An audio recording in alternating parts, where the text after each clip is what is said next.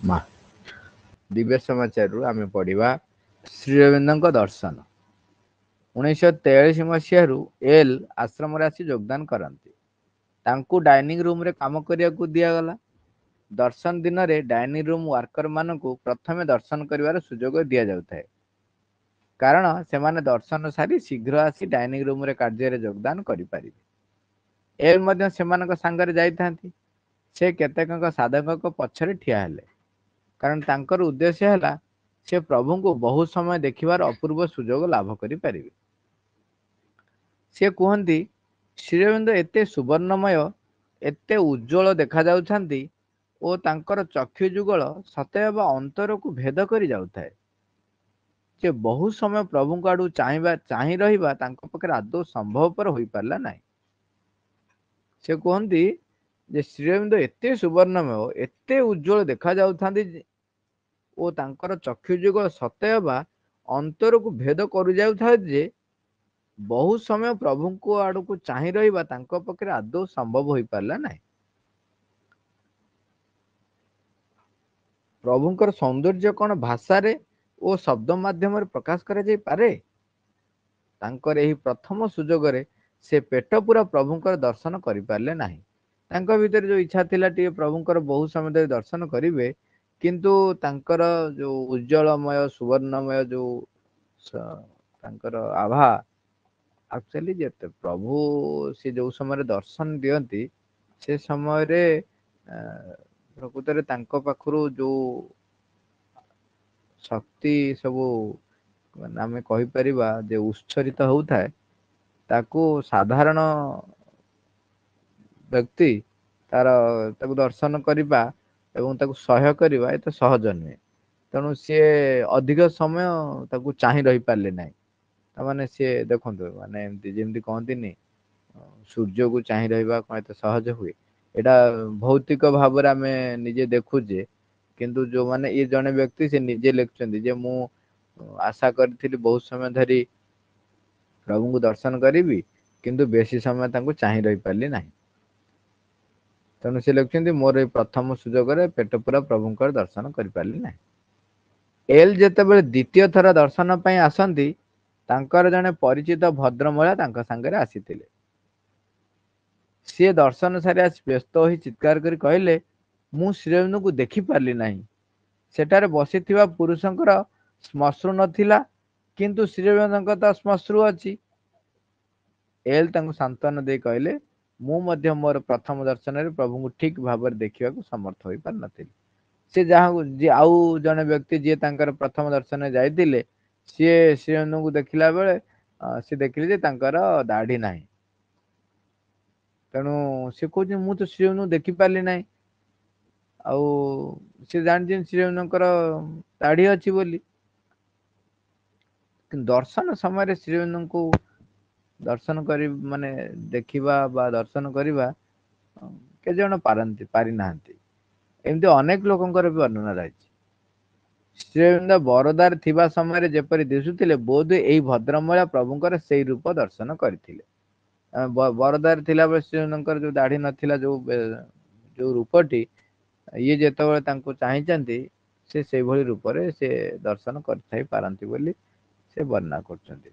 ଆଉ ମନେ ଅଛି ଗଣପତି ମୁନି ଯେତେବେଳେ ଆସିଥିଲେ ପ୍ରଭୁ ଜଗନ୍ନାଥଙ୍କୁ ଦର୍ଶନ କରିବା ପାଇଁ, ସିଏ ହଉଛନ୍ତି ଗଣେଶଙ୍କର ଭକ୍ତ। ତେଣୁ ତାଙ୍କର ଆରାଧ୍ୟ ହଉଛନ୍ତି ଗଣେଶ।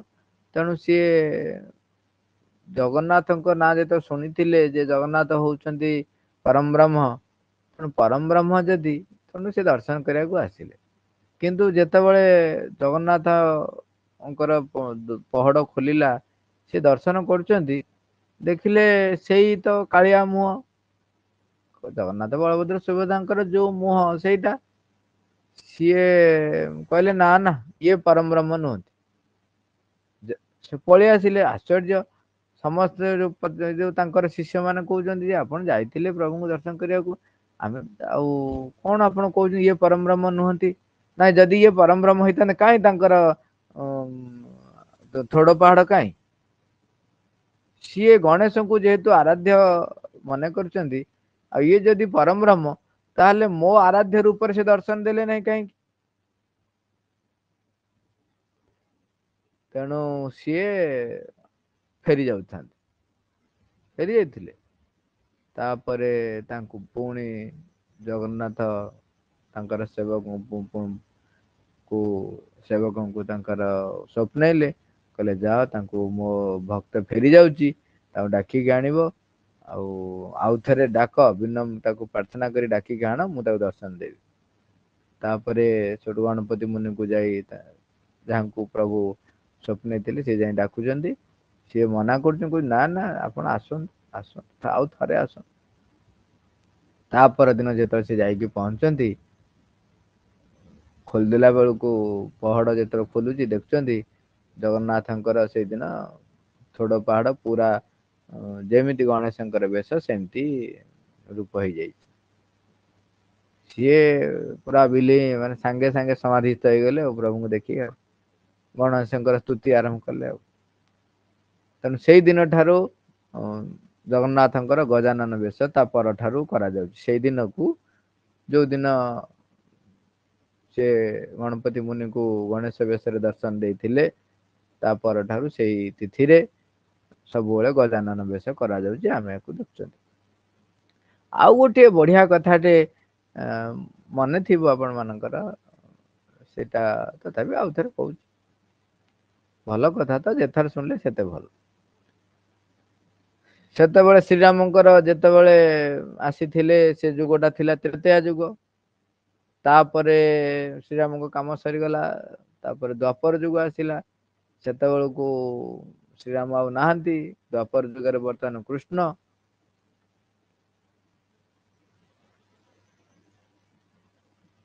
ଦିନେ ଗୋଟେ ଘଟଣା ଘଟିଛି। ଏ ଘଟଣା ଟା ପରେ ବର୍ଣ୍ଣନା ଆପଣ ଶୁଣିଥିବେ, ଖାଲି ଆମର ବର୍ତ୍ତମାନ ଯୋଉଟା ଦରକାର ସେଇଟା ଆଲୋଚନା କରିବି। ସେ ଘଟଣା ହେଇଛି, ସତ୍ୟଭାମାଙ୍କର ମାନଭଙ୍ଗ ହବ। ସତ୍ୟଭାମା ଏପଟରେ ସୁଦର୍ଶନ ଚକ୍ର, ଗରୁଡ, ଏ ସମସ୍ତଙ୍କର ଅଭିମାନ ହେଇଯାଇଛି, ଅଭିମାନ କହୁଛି ମାନେ ଗର୍ବ ଆସିଯାଇଛି। ଗର୍ବ ଆସିଯାଇଛି, ଆମେ ମାନେ ଶ୍ରୀକୃଷ୍ଣଙ୍କର ଅତି ନିଜର। ଆମେ ସବୁ ଆମର ସୁଦର୍ଶନ ଚକ୍ରକୁ ଗରୁଡ, ସିଏ ତ କହିଲେ ଆମେ ହଉଛୁ ସବୁଠାରୁ ବଳଶାଳୀ। ଆମ ଯୋଗୁ ଶ୍ରୀକୃଷ୍ଣ ଜିତୁଛନ୍ତି ଯୁଦ୍ଧ ସବୁ। ଏଇ ଗୋଟେ ଗର୍ବ ତାଙ୍କର ଅଛି, ସେ ଗର୍ବ ଭାଙ୍ଗିବା ଦରକାର। ଆଉ ସେଥିପାଇଁ ଶ୍ରୀକୃଷ୍ଣ ଗୋଟେ ନାଟକ କଲେ। ସେ ନାଟକ ହେଲା ଦୁର୍ଗା ପୂଜା ହବ, ସେଥିରେ ଲକ୍ଷେ ନୀଳ କଇଁ ଦରକାର। ତେଣୁ ସେଠୁ ପଠା ହେଲା ଡାକି ଆଣିବା ପାଇଁ କାହାକୁ, ହନୁମାନଙ୍କୁ। ନାଇଁ ସେ ଗଲେ ଲକ୍ଷ୍ମୀ ନୀଳ କଇଁ ଆଣିବାକୁ, ସେଇଠି ହନୁମାନ ଥାଆନ୍ତି। ହନୁମାନ ଦେଖିଲେ ଏଠିକି ଆସିଛନ୍ତି, କିଛି ଗୋଟେ ପ୍ରଭୁଙ୍କର ବୋଧେ ଲୀଳା ଅଛି। ଏ ଘଟଣା ଘଟିଛି, ତାପରେ ଶେଷକୁ ହନୁମାନ ନିଜେ ନେଇକି ଆସୁଛନ୍ତି ଲକ୍ଷେ ନୀଳ କଇଁ, ଆସି ପହଞ୍ଚୁଛନ୍ତି। ତାଙ୍କର ସବୁ ଗର୍ବ ଭାଙ୍ଗିଛି। ସୁଦର୍ଶନ ଚକ୍ରଙ୍କର, ଗରୁଡଙ୍କର ଗର୍ବ ଭାଙ୍ଗିଲା ପ୍ରଥମେ ସେଇଠି। ସେ ଯୋଉ ବଳଶାଳୀ ବୋଲି କହୁଥିଲେ, ଯେତେବେଳେ ସେ ନୀଳ କଇଁ ଛିଣ୍ଡଉଛନ୍ତି ଆଣିବେ ବୋଲି, ସେଇଠି ହନୁମାନ ତପସ୍ୟା କରୁଛନ୍ତି। ସିଏ ଆଶ୍ଚର୍ଯ୍ୟ ହେଲେ, ଏଇ ପକ୍ଷୀ ତୁ କଣ ଆସି ଏଗୁଡାକ କାହିଁ ବେକାରଟାରେ ତାକୁ ଅଇଁଠା କରି ନଷ୍ଟ କରୁଛୁ। ସିଏ ଗରୁଡ କହିଲା, କଣ ହେଲା ତୁ ମତେ ପକ୍ଷୀ କହିଲୁ। ସେଠୁ ବାକ ବିତଣ୍ଡା ହେଇଛି। ବାକବିନ୍ଦାରେ ହେଇଛି, ସେଠୁ ତାର ତ ମାନେ ଗର୍ବ ନା, ମୁଁ ବଳଶାଳୀ ବୋଲି କାର ଗରୁଡର। ସେ ସେଠୁ ହେ ଜ୍ଞାନ କରି ବହୁତ କଥା କହିଛି। ଗରୁଡ ହନୁମାନ ବୁଝିଗଲେ, କହିଲେ ଆର ଗର୍ବ ହେଇଛି, ଏଇଥିପାଇଁ ଇଏ ଶ୍ରୀକୃଷ୍ଣ ଲୀଳା କରିଛନ୍ତି ଆଉ। ସିଏ ଗରୁଡକୁ ଲାଞ୍ଜ ବଢେଇକିରି ଗରୁଡକୁ ବୁଲେଇକିରି ଛାଟିଦେଲେ, ଯେ ପଡିଲେ ଯାଇ ବହୁତ ଦୂରରେ। ଗରୁଡଙ୍କ ବୁଝିଗଲେ ଯେ ପ୍ରକୃତରେ ମୋର କିଛି ଏଥିରେ ବଳ ନାହିଁ। ତାପରେ ଲକ୍ଷ୍ମୀ ନୀଳ କଇଁକି ଧରିକି ଆସୁଛନ୍ତି ହନୁମାନ କାହା ପାଖରେ, ଶ୍ରୀକୃଷ୍ଣଙ୍କ ପାଖରେ ପହଞ୍ଚିବା ପାଇଁ ଦ୍ୱାରିକାପୁର। ଦ୍ୱାରିକାପୁର ଆସିଲା ବେଳକୁ ସେଠି ସୁଦର୍ଶନ ଚକ୍ର ତାଙ୍କୁ ଅଟକେଇଛି ବାଟରେ। ଦ୍ୱାରପାଳ ହେଇକି ତାକୁ ଜଗେଇ ଦେଇଛନ୍ତି ଇଏ ଶ୍ରୀକୃଷ୍ଣ। ଦେଖେ ପୂଜା ମୁଁ କରୁଛି ତ, ତେଣୁ ବର୍ତ୍ତମାନ ଯେମିତି ପୂଜାରେ ବିଘ୍ନ ନ ହୁଏ, ତାମାନେ ଆଉ କେହି ନ ପଶନ୍ତି। ହନୁମାନ ଯେତେବେଳେ ପଶିବାକୁ ଯାଉଛନ୍ତି, ସୁଦର୍ଶନ ଚକ୍ର ଅଟକଉଛି। ସେଠୁ ସେ କହୁଛନ୍ତି, ଦେଖ ମୋ ପ୍ରଭୁଙ୍କୁ ମୁଁ ଆସି ଦର୍ଶନ କରିବା ପାଇଁ, ତମେ ବାଟ ଛାଡ। ସେ କହୁଛି, ଏ ମାଙ୍କଡ ଯା, ତୁ ଏମିତି ତାତ୍ସଲ୍ୟ କରିଛି। ସେଠି ବି ସୁଦର୍ଶନ ଚକ୍ରକୁ ସେ କଣ କରିଛନ୍ତି, କାଖେଇ ଦେଇଛନ୍ତି, ମାନେ କାଖରେ ଆଣି ଜାକି ଦେଇଛନ୍ତି। ସୁଦର୍ଶନ ଚକ୍ର ବିରାଟ ରୂପ ଦର୍ଶନ କରି କହିଲା, ତୁ ମତେ ହେୟ ଜ୍ଞାନ କରୁଛୁ, ମାନେ ମୁଁ ମଝିରେ ଅଳ୍ପ ଛାଡି ଦଉଛି ସବୁ, ହେୟ ଜ୍ଞାନ କରୁଛୁ କହି ବିରାଟ ରୂପ କରି ଘର ଘର ନାଦ କରିକି ଯେତେବେଳେ ତାଙ୍କର ରୂପ ଦେଖଉଛନ୍ତି, କାହିଁକିନା ସୁଦର୍ଶନ ଚକ୍ର ବିଶାଳ ରୂପ, ଆଉ ସୁଦର୍ଶନ ଚକ୍ର ଯାହାକୁ ପାରିବ ତାକୁ କାଟି ଦେଇ ପାରିବ ଯଦି ଭଗବାନଙ୍କ ନିର୍ଦ୍ଦେଶ ଅଛି। ଆଉ ସେଥିରୁ ସେ ଯେତେବେଳେ ଘର ଘର ନାଦ କରି ଘୁରୁଛନ୍ତି, ମାନେ କେତେ ଉତ୍ତାପ ତା ଭିତରୁ ବାହାରୁଥିବ, ତାକୁ ସହ୍ୟ କରିବା କାହା ପକ୍ଷରେ ସହଜ ନୁହଁ। ହନୁମାନ ଜୟ ଶ୍ରୀରାମ କହିକି ତାକୁ ଧରି ପକେଇ କାଖରେ ଜାକିଦେଲେ। ବିଚରା ହନୁମାନ ଯୋଉ ହନୁମାନଙ୍କ କାଖରେ ରହିଗଲେ ସୁଦର୍ଶନ ଚକ୍ର, ତାଙ୍କର ବି ଗର୍ବ ଭାଙ୍ଗିଗଲା। ତାପରେ ଭିତରକୁ ଯାଇଛନ୍ତି, ଭିତରକୁ ଗଲା ବେଳକୁ ଶ୍ରୀକୃଷ୍ଣ କିଛି ନ ଜାଣିଲା ଭଳିଆ ବ୍ୟସ୍ତ ହଉଛନ୍ତି। ସେଠୁ ହନୁମାନ କହୁଛନ୍ତି, ଦେଖ ଦେଖ ସେ ମତେ ବାଙ୍କ ଚାହାଣି ଦେଖାନି, ମତେ ତମେ ମୋ ପ୍ରଭୁ ଶ୍ରୀରାମ ଆଉ ସୀତାଙ୍କ ରୂପରେ ମୁଁ ଦର୍ଶନ କରିବାକୁ ଚାହେଁ, ମତେ ଇଏ ବାଙ୍କ ଚାହାଣି ରୂପ ମୋ ପାଇଁ ନୁହଁ। ସେଠୁ ସାଙ୍ଗେ ସାଙ୍ଗେ ଶ୍ରୀକୃଷ୍ଣ ତାଙ୍କର ରୂପ ଶ୍ରୀରାମ ରୂପ ନେଇଗଲେ, କିନ୍ତୁ ସତ୍ୟଭାମା ସିଏ ତ ସୀତା ନୁହନ୍ତି, ଆଉ ସେ ସୀତା ରୂପ କୋଉଠୁ ନେବେ, ନେଇ ପାରୁନାହାନ୍ତି। ସେଠୁ ଇଏ କହୁଛନ୍ତି, ଦେଖ ହନୁମାନ କହୁଛନ୍ତି ଏ କଥା ହେଇପାରିବନି, ମୋର ରାମ ସୀତାଙ୍କ ରୂପ ଦର୍ଶନ ଦରକାର, ସୀତା କାହାନ୍ତି? ସତ୍ୟଭାମା କହୁଛନ୍ତି, ତମେ କଣ ଏତେ ଶୀଘ୍ର, ଆମେ ଥଟାରେ ଆମେ କଥା ହବା ଯେ ଏମିତି ହୁଏ ତ ସେ କହୁଥିବେ ଯେ ତମେ କଣ ଏତେ ଶୀଘ୍ର ଗେଟଅପ୍ ବଦଳେଇ ଦେଲ, ତମେ କଣ ସାଙ୍ଗେ ସାଙ୍ଗେ ଶ୍ରୀରାମକୁ ରୂପ ନେଇଗଲ, ଇଏ ଧନୁ ତୀର ଧରିକି ଠିଆ ହେଇଗଲାଣି, ଆଉ ଇଏ ମୁଁ କଣ ସୀତା ହେଇପାରୁନି? ସତ୍ୟଭାମା କହୁଛନ୍ତି, ମୁଁ କଣ ଜାଣିଛି, ତୁ ଶୀଘ୍ର ହ ସୀତା, ନହେଲେ ଇଏ ଯୋଉ ମାଙ୍କଡ ଇଏ ବାଡେଇକି ଅଧାରେ ଇଏ କରିଦବ। ଦେଖୁଛୁ ବାଟରେ ସୁଦର୍ଶନ ଚକ୍ରକୁ ଜଗେଇଥିଲି, ତାକୁ କୁଆଡେ କଣ କରିଛି କେଜାଣି, ଦର୍ଶନ ଦେଖା ଯାଉନି ସୁଦର୍ଶନ ଚକ୍ର ଦେଖା ପତା ମିଳୁନି, କିନ୍ତୁ ଶୀଘ୍ର ସୀତା ହେଇଯା। ସତ୍ୟଭାମା ସୀତା ତ ହେଇପାରୁନାହାନ୍ତି। ସେଠୁ ମୁଁ ତାଙ୍କ ମୁଣ୍ଡରେ ସେତେବେଳେ ଯୋଉ ଆତ୍ମଗର୍ବ ଯୋଉ ବଢି ଯାଇଥିଲା, ସେ ଗର୍ବ ଟିକେ ଟିକେ ଖସିବାକୁ ଆରମ୍ଭ କଲା, କଷ୍ଟ ବିପତ୍ତି ଆସିଲା ନା। ସେଠୁ ଦୌଡିକି ଗଲେ, ସେଠୁ ଦିଦିଙ୍କୁ ଡାକିଲେ, ଦିଦି ମାନେ ରୁକ୍ମିଣୀଙ୍କୁ। ସେଠୁ ରୁକ୍ମିଣୀ ସିଆଡୁ ପୁରା ସୀତା ରୂପରେ ହିଁ ଆସୁଛନ୍ତି। ହନୁମାନ ସ୍ତୁତି କରୁଛି ଶ୍ରୀରାମ ସୀତାଙ୍କୁ, ରାମ ସୀତାଙ୍କୁ ସ୍ତୁତି କରି ପ୍ରଣାମ କରିକିରି ଫେରି ଯାଉଛି। ଏଠି ଶ୍ରୀକୃଷ୍ଣ ରୁକ୍ମିଣୀ ପୁଣି ସୀତାରାମ ରୂପରେ ଦର୍ଶନ ଦେଇଛନ୍ତି। ତେଣୁ ଏଇ ସବୁ ପ୍ରଭୁଙ୍କର ଯେତେବେଳେ ସିଏ ଯେତେବେଳେ ଅବତାର ଗ୍ରହଣ କରନ୍ତି, ସେତେବେଳେ ସିଏ ଯଦି ଦର୍ଶନ ଦେବାକୁ ଚାହିଁବେ, ଯାହାକୁ ଯୋଉ ରୂପରେ ଚାହିଁବେ ଦର୍ଶନ ଦେବା ପାଇଁ, ସେଇ ରୂପରେ ଦିଅନ୍ତି। ଆଉ ସାଧାରଣତଃ କଣ ହୁଏ, ଆମେ ଯୋଉମାନେ ସବୁ ମନୁଷ୍ୟ ମାନେ ଭକ୍ତ ତାଙ୍କର, ଆମେ ଯଦି ସେଇ ରୂପରେ ତାଙ୍କୁ ନ ପାଉଛେ, ତାହେଲେ ଆମେ କହୁଛୁ ସେ ଭଗବାନ ନୁହନ୍ତି। ସେଇଥିପାଇଁ ଗୋଟେ ମଜା କଥା ଦେଖିବେ, ଯେତେବେଳେ ମା ସ୍ଵୟଂ ଦିବ୍ୟ ଜନନୀ ମତେ ଦର୍ଶନ ଦେବାକୁ ଆସିବେ, ମୁଁ ଯୋଉ ରୂପରେ ଚାହୁଁଛି ସେଇ ରୂପରେ ମତେ ଦର୍ଶନ ଦେବେ। ଜଣେ ଦୁର୍ଗା ରୂପରେ ପୂଜା କରୁଛି, ତାଙ୍କୁ ଦୁର୍ଗା ରୂପରେ ଦର୍ଶନ ଦେବେ। ଜଣେ ସରସ୍ଵତୀ କୁ ପୂଜା କରୁଛି, ସରସ୍ଵତୀ ରୂପରେ ଦର୍ଶନ ଦେବେ। ଜଣେ ମେରି ରୂପରେ ପୂଜା କରୁଛି, ତାଙ୍କୁ ମେରି ରୂପରେ ଦର୍ଶନ ଦେବେ। ଯୋଉ ଜାଗାରେ ଯୋଉ ଯାହାଙ୍କୁ ଦେବୀକୁ ଯୋଉ ଭଳି ଭାବରେ ସେ ପୂଜା କରୁଛନ୍ତି, ଯଦି ସ୍ଵୟଂ ଦିବ୍ୟ ଜନନୀ ଆସିବେ, ସିଏ ତ ଯାହା ତାଙ୍କ ପାଖରେ ତାଙ୍କର ଯୋଉ ତପସ୍ୟାର, ତାଙ୍କ ପ୍ରାର୍ଥନାର ସେ ଉତ୍ତର ଦେବେ, ସେଇ ରୂପରେ ଦେବେ। କାହିଁକିନା ସେଇ ରୂପରେ ନଦେଲେ ସାଧାରଣତଃ ଲୋକଙ୍କର ବିଶ୍ୱାସ ହୁଏ ନାହିଁ। ତେଣୁ ଏଠି କହିବା କଥା ହଉଛି, ତାମାନେ ଶ୍ରୀଅନ୍ଦ ଯୋଉ ଦର୍ଶନ ଯେତେବେଳେ ଦଉଥିଲେ, ତାଙ୍କର ଏଇ ଯୋଉ ବ୍ୟକ୍ତିଙ୍କୁ ସେ ଦର୍ଶନ ଦେଇଛନ୍ତି, ପୂର୍ବ ରୂପରେ ଦର୍ଶନ ଦେଇଛନ୍ତି। ମହାସମାଧି ଦର୍ଶନ 1950 ଡିସେମ୍ବର ମାସରେ ଆର୍ ଅସୁସ୍ଥ ହୋଇ ଶଯ୍ୟାଶାୟୀ ହୋଇଥିଲେ। ସେ ବହୁଦିନ ଧରି ଜ୍ୱରରେ ଆକ୍ରାନ୍ତ ହୋଇଥିଲେ। ଡିସେମ୍ବର 6 ସକାଳେ ସେ ରେଡିଓରୁ ଶ୍ରୀଅରବିନ୍ଦ ତାଙ୍କର ପାର୍ଥିବ ଶରୀର ତ୍ୟାଗ କରିଥିବାର ସମ୍ବାଦ ଶୁଣିଲେ। ଆର୍ ଏହା ବିଶ୍ୱାସ କରିପାରିଲେ ନାହିଁ। 1950 ଡିସେମ୍ବର 5ରେ ଶ୍ରୀଅରବିନ୍ଦଙ୍କ ଶରୀରରେ ଅତିମାନ ଶକ୍ତି ଅବତରଣ କଲା। ତେଣୁ ଶ୍ରୀଅରବିନ୍ଦ ଶରୀର ତ୍ୟାଗ ସେ 1950 ଡିସେମ୍ବର 5ରେ କରିଥିଲେ। 6 ତାରିଖ ଦିନ ରେଡିଓରେ ପ୍ରଚାର କରାଗଲା ଯେ ଶ୍ରୀଅରବିନ୍ଦ ଶରୀର ତ୍ୟାଗ କରିଛନ୍ତି ଏବଂ ତାଙ୍କର ପାର୍ଥିବ ଶରୀର ଦର୍ଶନ ପାଇଁ ରଖାଯାଇଛନ୍ତି।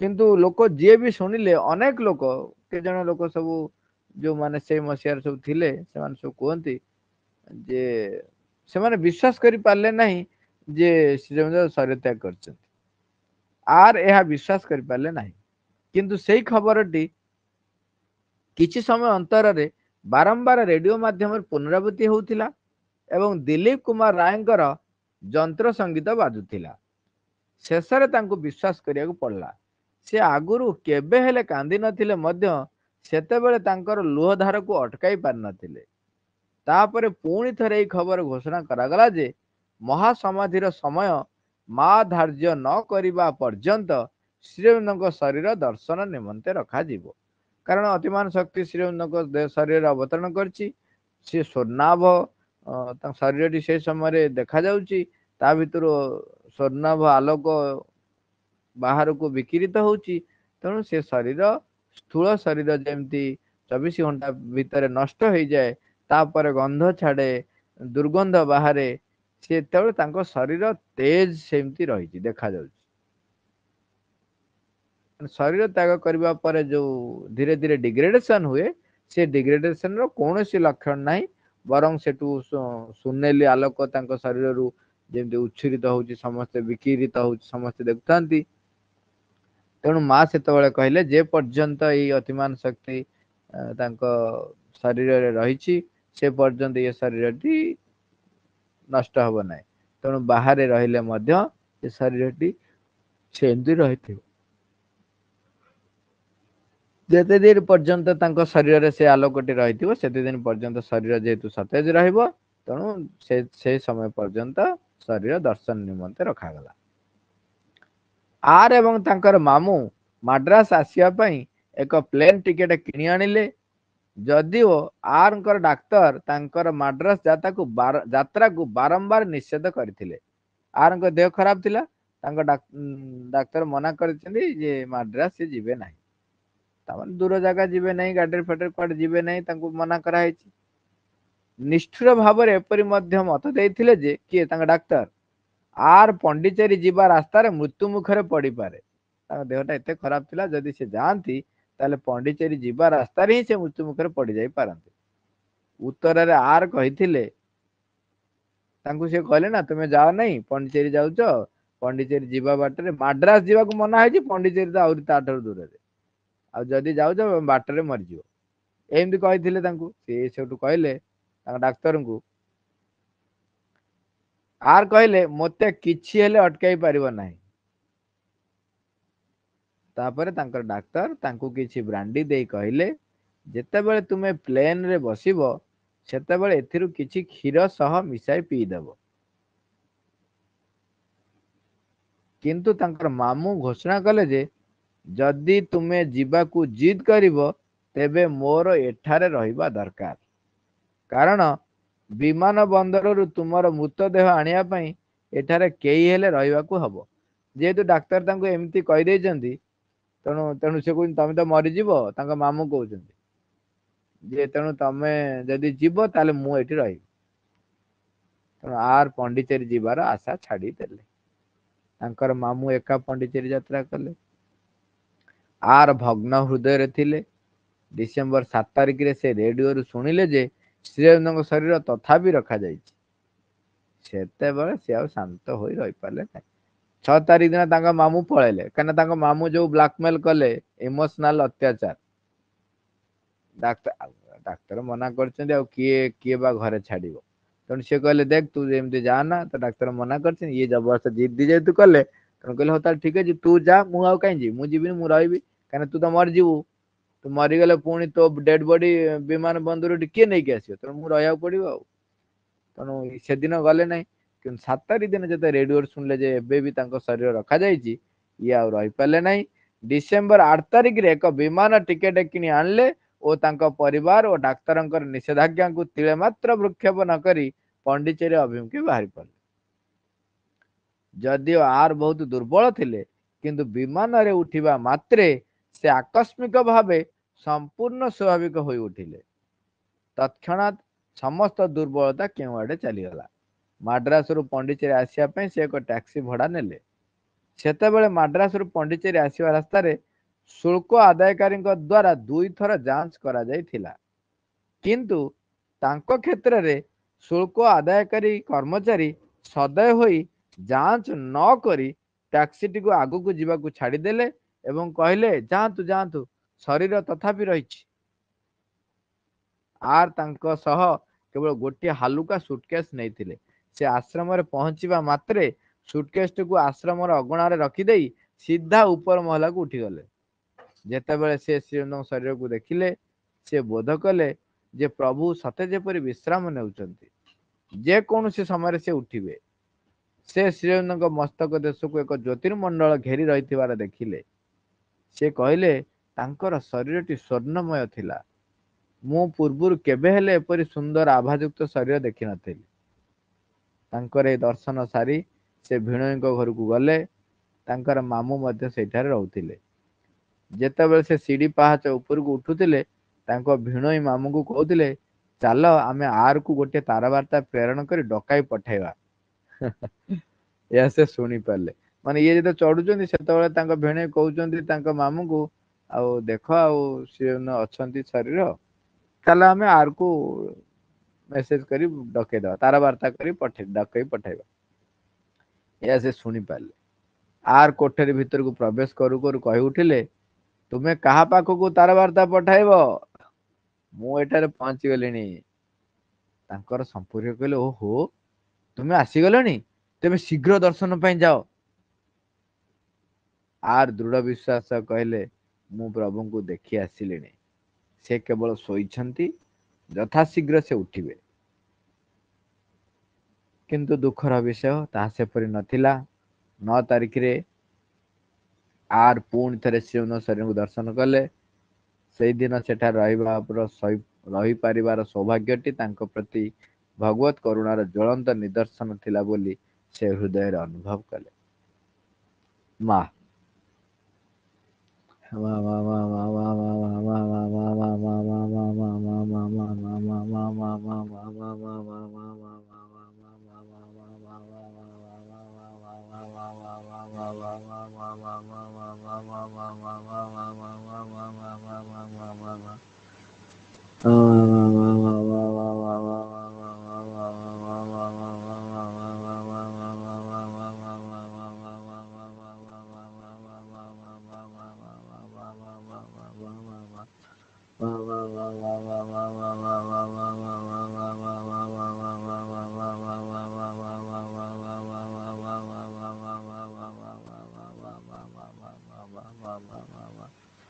Ma, thank you all, Ravar.